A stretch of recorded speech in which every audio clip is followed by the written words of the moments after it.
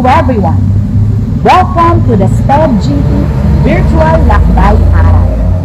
Kids, I know that you miss going to different places because of the pandemic that we are experiencing right now and you just stay at home.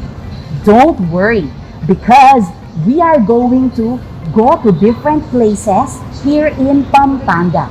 In this activity, you will not only enjoy, but you will learn many things from it.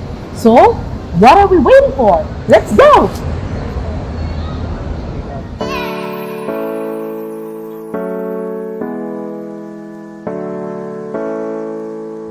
Good morning, kids! Today, I will be giving you some interesting and important facts about Pampanga. Number 1, it was once the capital of the Philippines. Pampanga was once the capital of the Philippines, and in fact, during the Spanish colonial period, Pampanga was functioning suitably well and was rather economically adept, in so much that Manila and its surrounding regions largely depend on the province with its agricultural products. Number 2, it was the first province created by the Spaniards.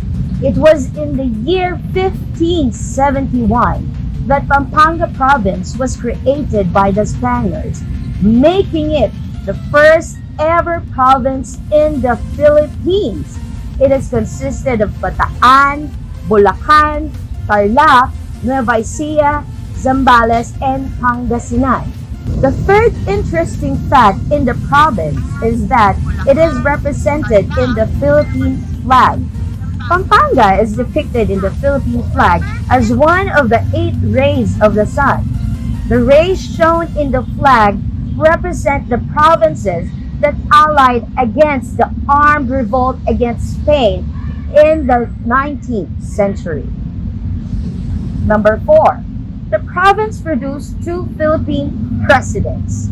Diosdado Macapagal, the 9th president of the Philippines, was born and raised in Pampanga. His daughter, Gloria Macapagal Arroyo, the 14th president of the Philippine Republic, and consequently the first woman president, was also a native of Pampanga. Indeed, Pampanga produced its fair share of politically inclined individuals. The 5th interesting fact in Pampanga is that the Pampangas are deeply religious. Most Kapampangans are devout Catholics, but whether they are a practicing Catholic or not, there is little to no doubt that the locals take their faith to the extreme. The province is known for their annual Good Friday tradition of flagellation and crucifixion that continues to draw huge crowds of both locals and tourists up until today. While the province's Good Friday ritual is not sanctioned or even recommended by the religious leaders in the country, the rather gory events is still attended routinely by many Catholics all over the world. The 6th interesting fact is that the province has 17 festivals in total. Pampanga has at least 70 festivals today, which celebrate a wide range of themes.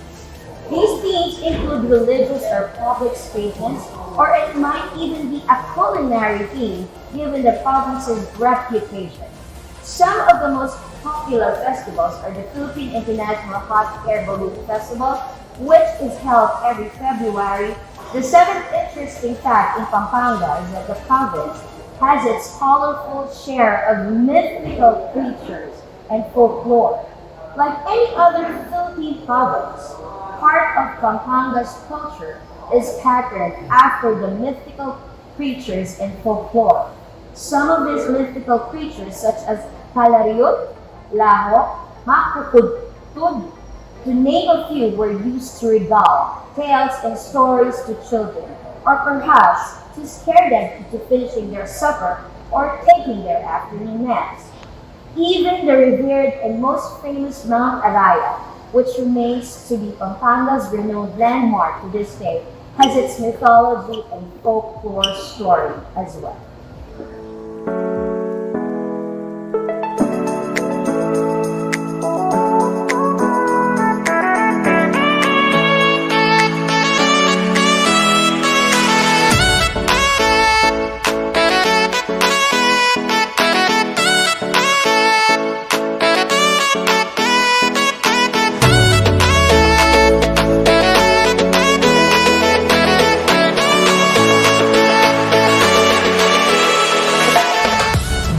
to everyone. We are now here at the Betis Church. Whenever we say guagua, one cannot help but to think of the different places of worship, especially churches. And do you know that the Betisenians are very religious people? So one particular church in the country that comes to mind is what we call the St. James the Apostle Parish Church, which is more popularly referred to as the Betis Church. So come on, join me, let's explore the Betis Church. Come on, join me, come on, let's go.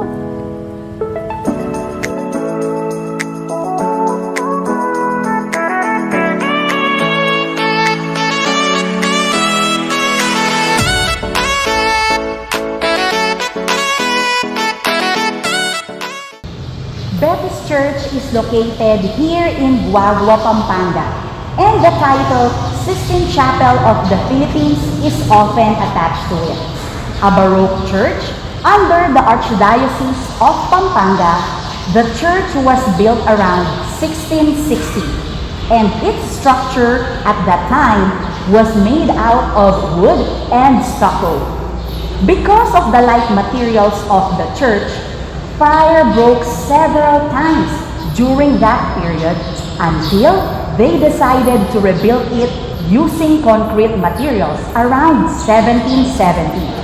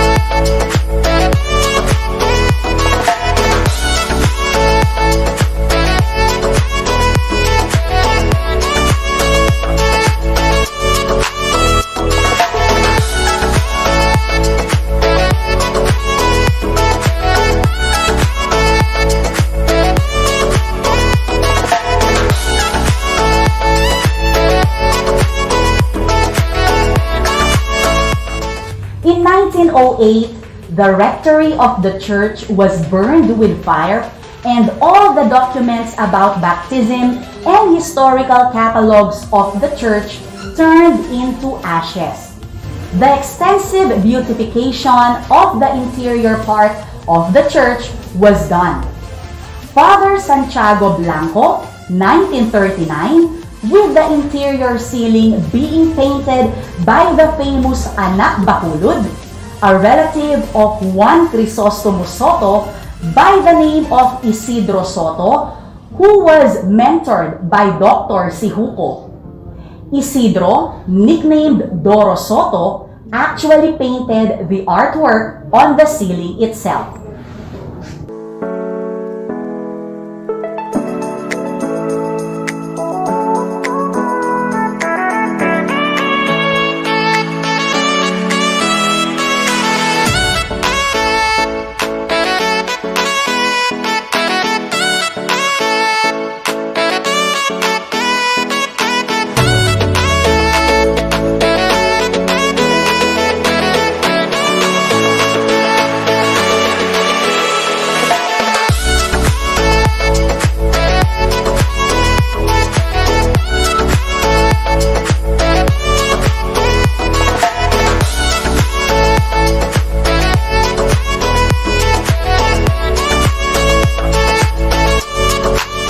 The unique design of Betis Church reflects the integration of Spanish and Latin, American architecture to indigenous architecture, including elements of Oriental style during the Spanish colonial era.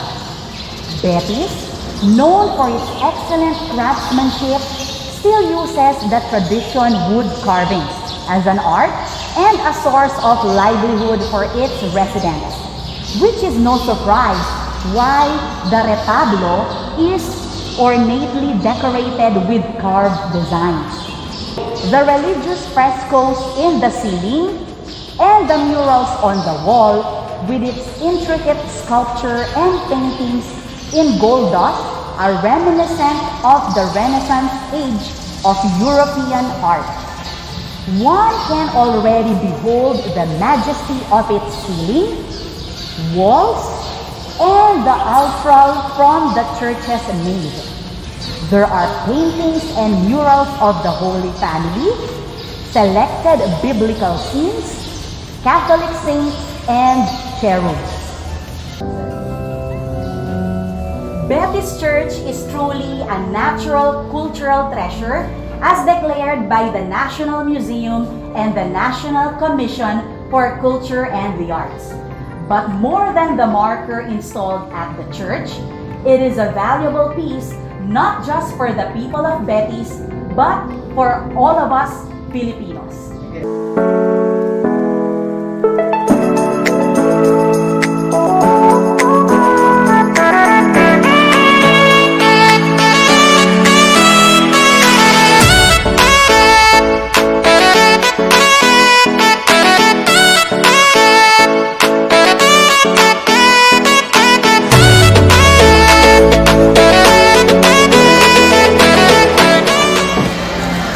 Welcome to Betis.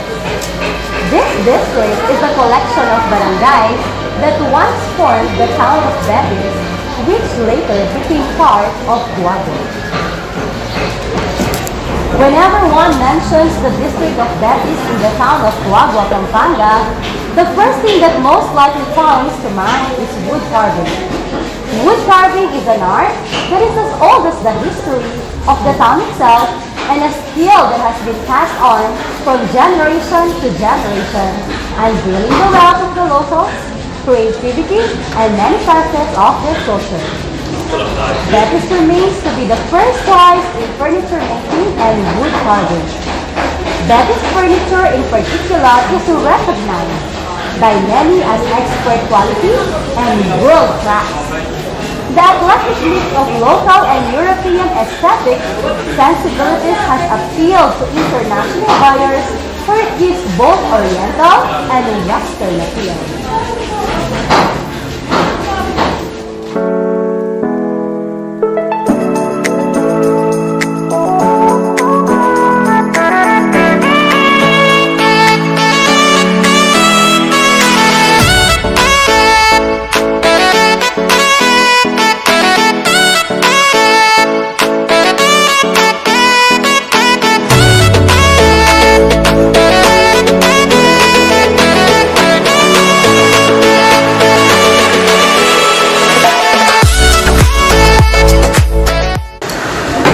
Woodwork in Betis is the source of income of many families.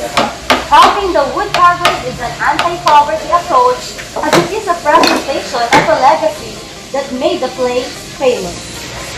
One of the known woodcrafts in Betis, Guagua, is J.D. Betis Woodcrafts, which has several showrooms and number of workshops.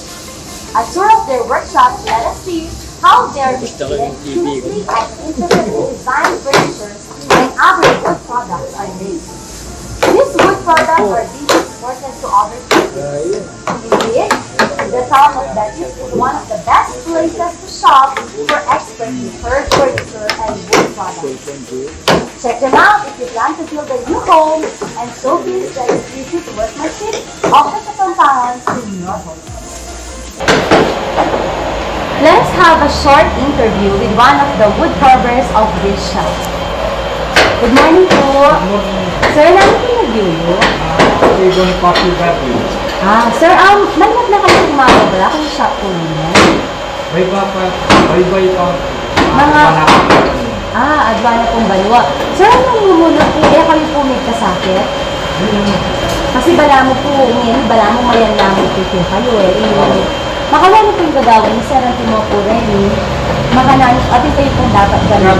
Gagawa kayo kung patuloy, ate. Kung kayo, yan.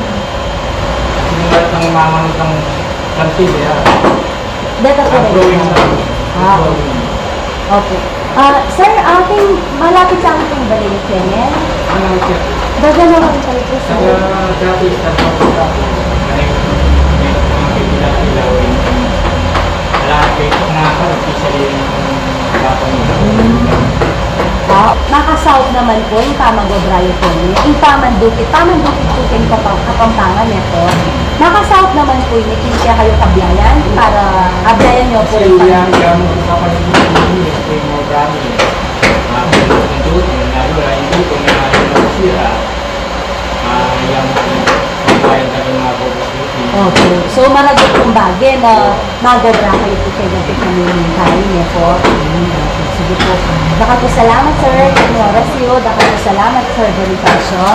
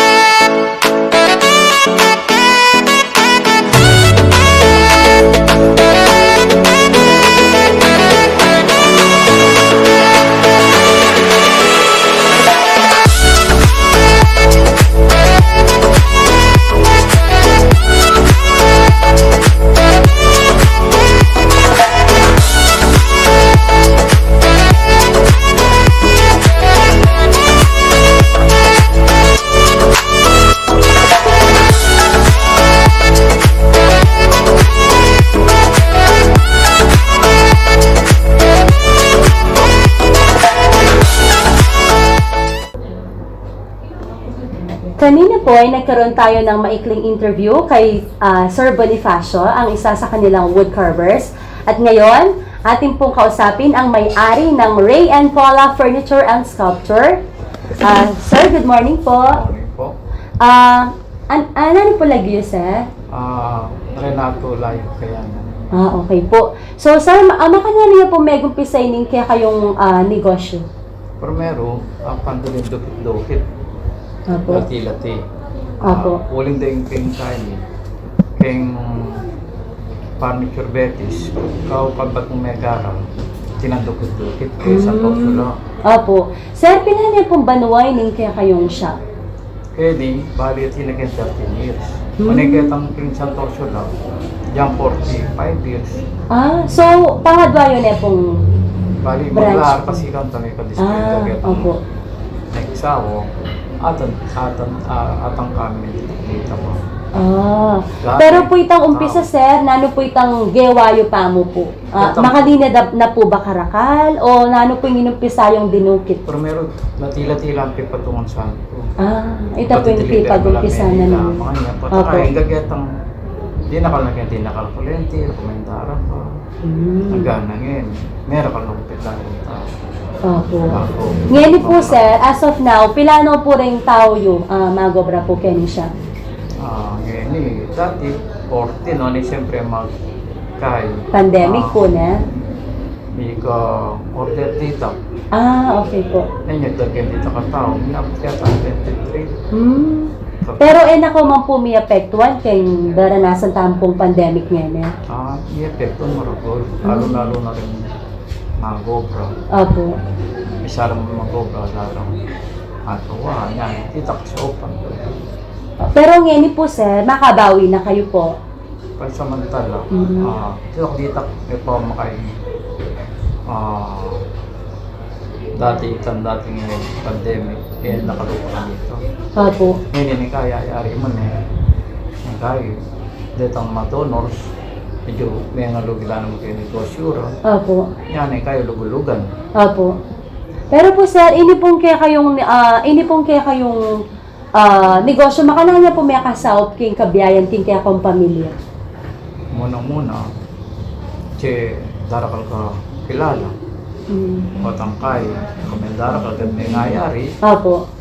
Diyang anak, diyang mag-aarala, ating karugong atitig. So ini po itang linabas yung bang makapag-aral na po rin anak niya po. Oo. Uli na po ng negosyo yung po. Oo. Opo. So, dakal po salamat, sir. We hope for the best king kaya kayo pong business. Thank you very much po. Thank you po.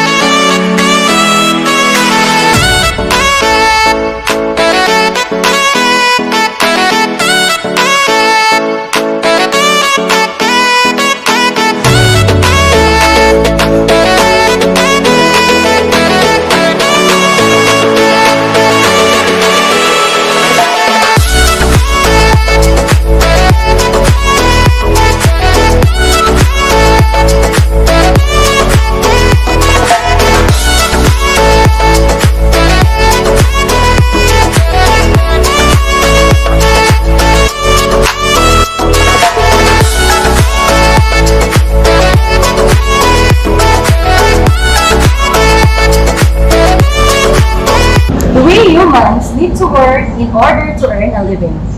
Our work serves as our way to earn in order to meet our needs. We have different jobs.